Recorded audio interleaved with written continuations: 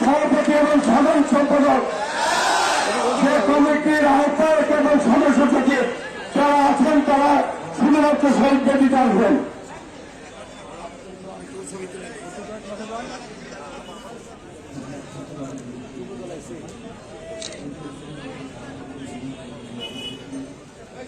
সকল অঙ্গ সংগঠনের শুধুমাত্র সভাপতি সাধারণ সম্পাদক এবং আহ্বায়ক সদস্য তাদেরকে আমরা সেই প্রতিটা আসার জন্য মহিলা দলের নেতৃত্ব শুধুমাত্র মহিলা দলের সভাপতি সাধারণ সম্পাদক এবং সাংগঠনিক সম্পাদক তিনজনকে সরকার আমরা আহ্বান জানাচ্ছি। মহিলা দলকে শহীদ প্রতিতে দেওয়ার জন্য আহ্বান জানাচ্ছি আমি।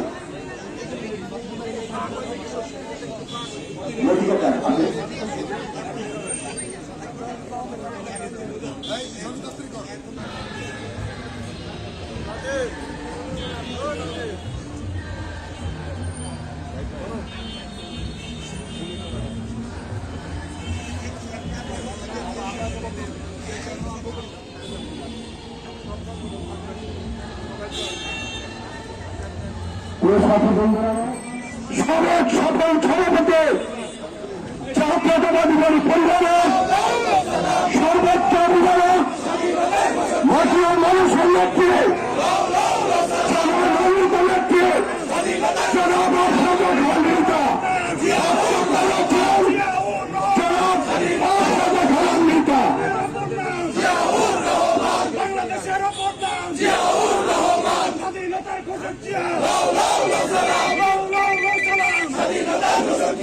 বিসমিল্লাহির রহমানির রহিম।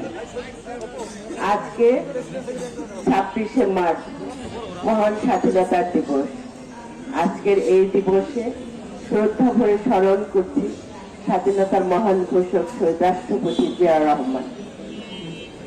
আমরা শ্রদ্ধা ভরে স্মরণ করছি এবং তার আত্মার মাগফিরাত কামনা করছি।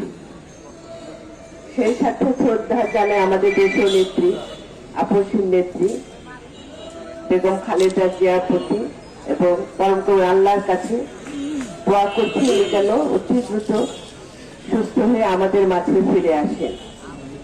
এবং সেই সাথে আমাদের বাংলাদেশ জাতীয়তাবাদী দলের ভারপ্রাপ্ত চেয়ারম্যান মহোদয় আমাদের নেতা জনাব তারেক রহমানের সুস্থতা কামনা করছি এবং অতি সত্বর যাতে দেশে ফিরে আসতে পারেন সেজন্য পরম আল্লাহর কাছে দোয়া প্রার্থনা করছি। আজকের এই মহান দিবসে উপস্থিত মানিকগঞ্জ জেলার মূল দল, যুব দল, ছাত্র দল, স্বেচ্ছাসেবক দল, তাঁতি দল, মহিলা দল, শ্রমিক দল, কৃষক দল, আইনজীবী ফোরাম, জাসাস, মুক্তিযোদ্ধা সংসদ, পেশাজীবী সংগঠন, জিয়াস্মৃতি পাঠাগার এবং সর্বোপরি অন্যান্য সহযোগী সংগঠন যারা উপস্থিত আছেন সবাইকে আমার ব্যক্তিগত এবং দলের পক্ষ থেকে ধন্যবাদ কৃতজ্ঞতা জানাচ্ছি।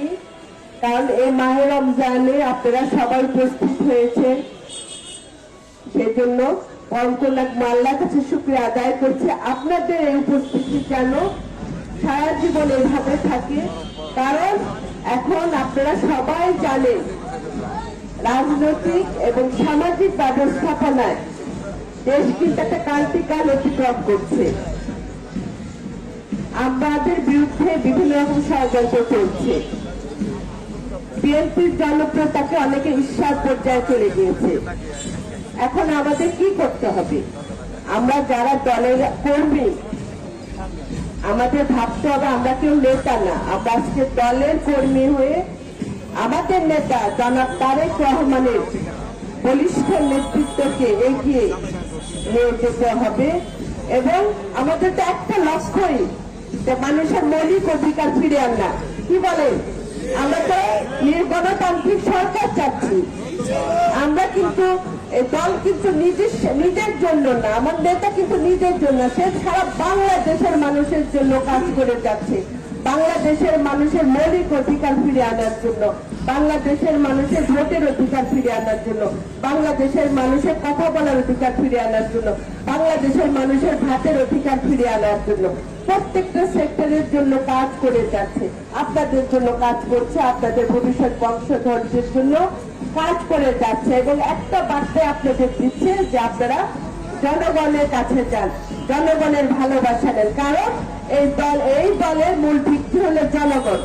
আমার নেতা কর্মী যারা এখানে আছেন তাদের প্রতি আমার অনুরোধ থাকবে, আপনারা আমাদের নেতা জনক তারেক রহমানের দিক নির্দেশনা মানুষের কাছে যান, মানুষের ভালোবাসা নেন। মানুষের ভালোবাসা ছাড়া কেউ কোনো দলই টিকে থাকতে পারে না। আজকে মানুষের ভালোবাসা ছিল দেখি 17 বছর পরেও কিন্তু একটা দলে একজন মানুষও কিন্তু দল থেকে সরে যায় নাই। এবং এই দল যে একটা পরিপূর্ণ দল এবং মানুষের দল, এই 5ই আগস্টের পরে কিন্তু সেটা আপনারা প্রমাণ পেয়েছেন। আমাদের একটাই কাজ থাকবে, একটাই দায়িত্ব, আমাদের যে নৈতিক দায়িত্ব এই দেশের মানুষের জন্য, দেশের জন্য, আমাদের নেতা জনাব তারেক রহমানের জন্য সকলে ঐক্যবদ্ধ ভাবে আগামী গণতান্ত্রিক সরকার প্রতিষ্ঠার জন্য কাজ করে যেতে হবে।